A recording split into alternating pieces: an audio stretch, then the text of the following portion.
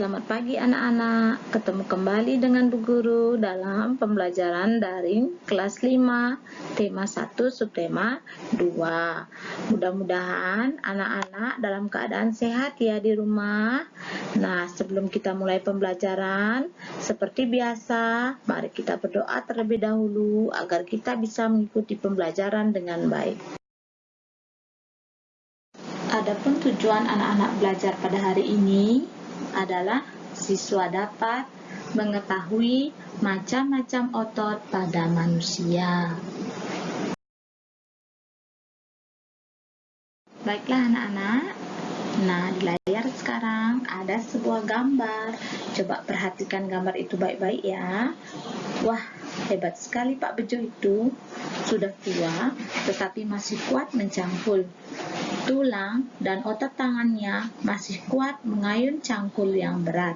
Kakinya pun kokoh berdiri dan berjalan di lumpur.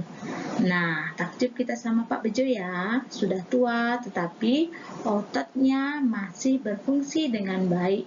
Nah, kira-kira kenapa otot itu berfungsi? Terus bagaimana bentuk otot? Apa saja macam-macam otot? Nah, sekarang kita lanjutkan kepada inti pembelajaran kita kali ini ya anak-anak. Anak-anak, sebelum kita belajar macam-macam otot, nah perlu kalian ketahui terlebih dahulu, apa itu otot? Otot adalah jaringan yang terdiri atas sel-sel otot. Otot mampu merenggang atau relaksasi dan mengerut atau kontraksi. Akibatnya, otot dapat menggerakkan rangka. Nah, anak-anak, sudah tahu kan apa itu otot? Nah, sekarang kita melihat macam-macam otot manusia. Ada otot polos, perhatikan gambar pertama. Kemudian ada otot lurik, gambar yang kedua. Terus yang terakhir, gambar otot jantung. Nah, sepertilah penampakan otot-otot yang ada di tubuh kita. Sekarang, bagaimana ciri-ciri setiap otot tersebut? Mari kita bahas satu persatu.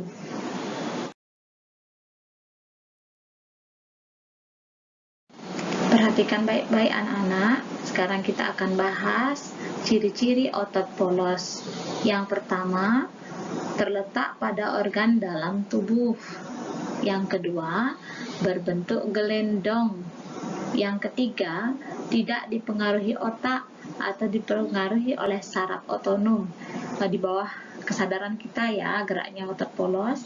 Kemudian yang keempat, punya satu inti sel berada di tengah. Perhatikan yang hitam itu hanya ada satu dan di tengah ototnya. Kemudian kelima, pergerakan lambat dan mudah lelah. Otot ini ada di usus, kemudian saluran peredaran darah dan saluran kemih. Iya, ingat anak-anak, otot ini berada di bagian organ dalam tubuh.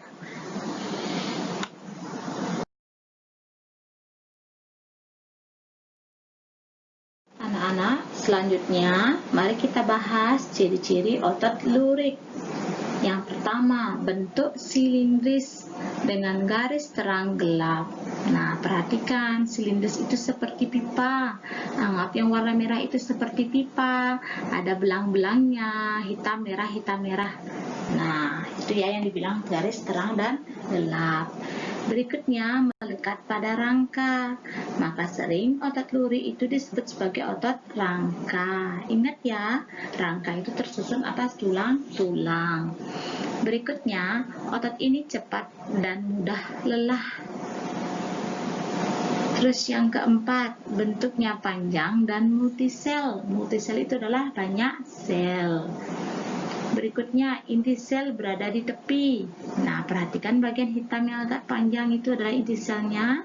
Dia berada di pinggir-pinggir dari otot lurik. Terus bekerja dengan perintah otak.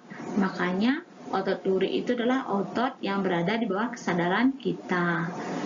Terus punya pigmen mioglobin. Nah, apa itu pigmen mioglobin? Mungkin masih agak asing ya.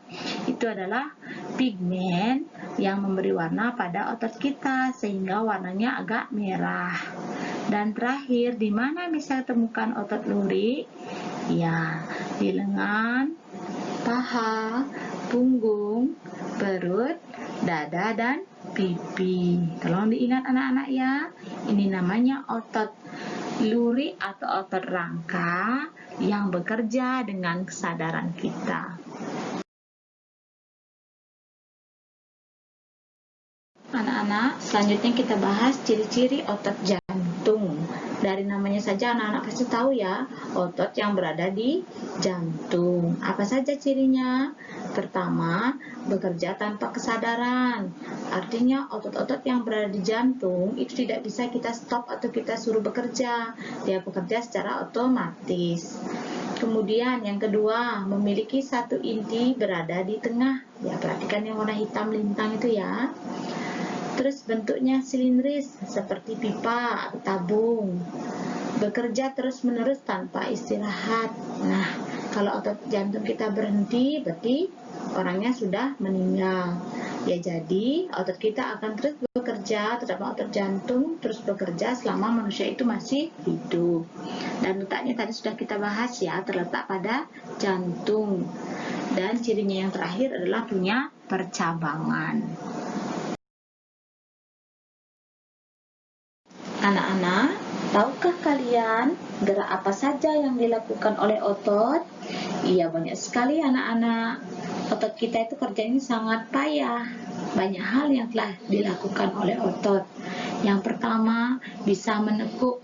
Coba praktekkan sendiri. Tekuk saja tangannya, pasti yang ditekuk adalah bagian siku dan ototnya pun juga ikut bekerja. Kemudian coba luruskan tangannya. Pada saat meluruskan tangan, otomatis otot juga ikut melurus. Terus mengangkat, kita misalnya mengangkat ember yang berat atau mengangkat batu yang berat, pasti otot kita akan bekerja juga di sana.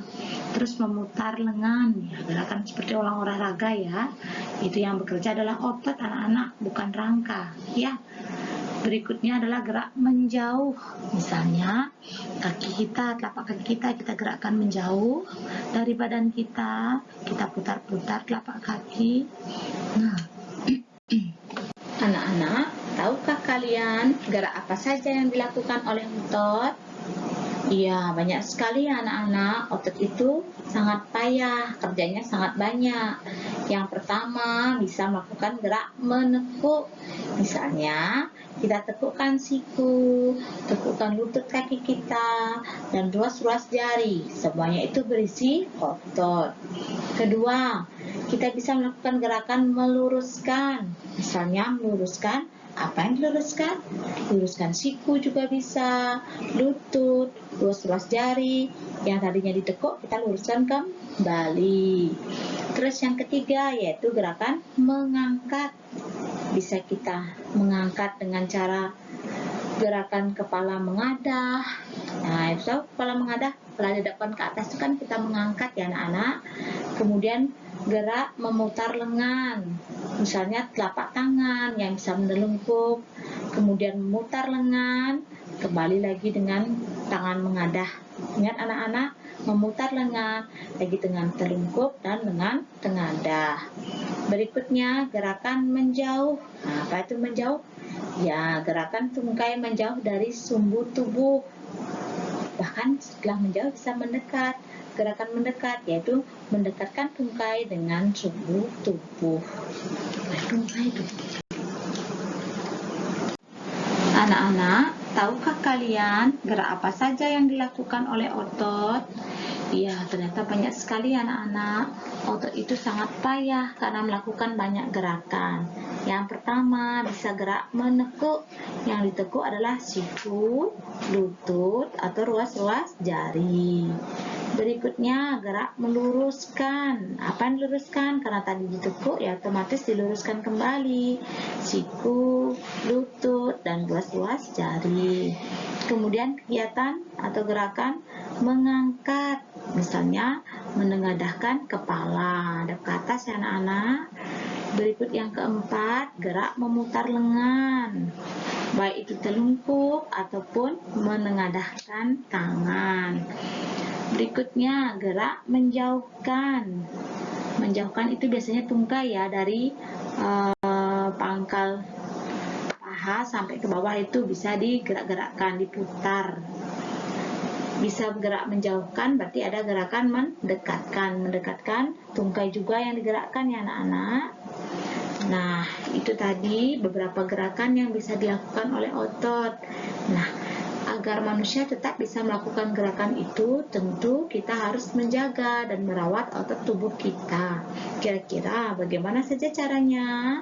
Mungkin ada anak-anak yang tahu. Mari kita berbagi, kita sharing. Berikan pendapat kalian pada komentar di bawah. Ketik ya anak-anak di bagian kolom komentar pada Google Classroom kita. Baiklah anak-anak, itu tadi pembahasan kita dari awal sampai akhir mengenai otot. Nah, sekarang Bu Guru minta, karena kita sudah belajar dari awal sampai akhir, pasti banyak hal yang sudah kalian ketahui. Nah, Bu Guru minta kalian membuat sebuah kesimpulan berkaitan dengan pembelajaran tadi. Nah, nanti untuk mengecek pemahaman kalian, apakah sudah paham atau belum, coba jawablah latihan yang Bu Guru berikan di Google Form di kelas kita. Mudah-mudahan kalian bisa menjawabnya ya.